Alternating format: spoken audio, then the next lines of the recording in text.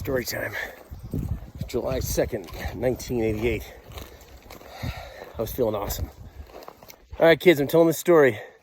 I was about in your grade, Quinn, middle school, and I was walking with Bert through these woods here, because I lived up over there, and then he lived over there. He had a cabin, and it was dark, and we hear some kind of howl.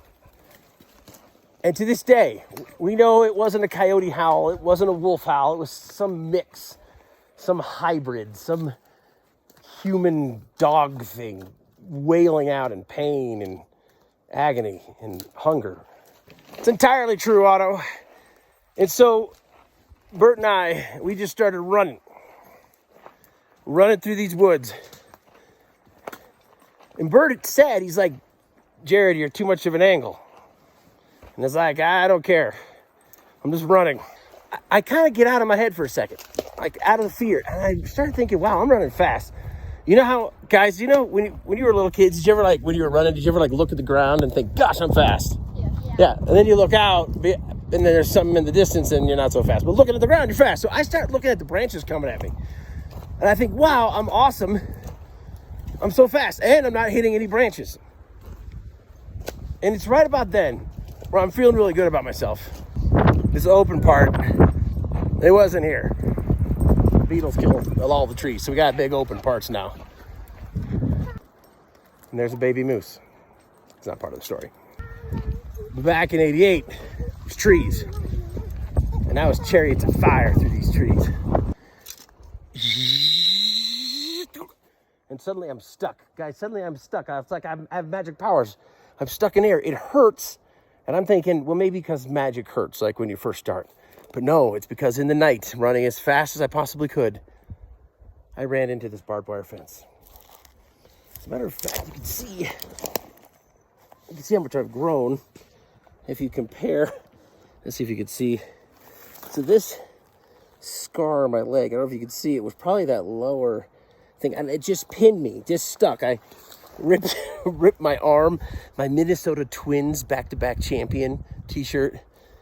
Bert is running where my family is patiently waiting for me to finish this narrative. He's like, what are we going to do? And I'm like, I don't know, just run. And you think, oh, is this the end of the story, please? No. And Bert and I are mostly not concerned about my pain. We're worried about the human cyborg wolf creature screaming in the night. Whatever it is, it's out there still. So I would eventually, we'd get down to his cabin. And I'll tell you that in a second. And once there, we'd get a hold of my mom, who'd come get me, and we'd drive into town. And back in the 80s, you would just go to Dr. Francis' house and knock on his door, and we'd meet at the clinic. And I'm there, and he's like cleaning, he's like scrubbing, and it was terrible.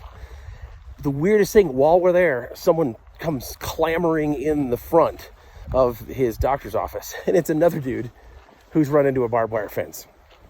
July 2nd, maybe it's a thing. So guys, Bert's family, they're having a family reunion at the cabin. And we limp down there, and I burst the door, and there's all these people who are just enjoying potato salad and anecdotes.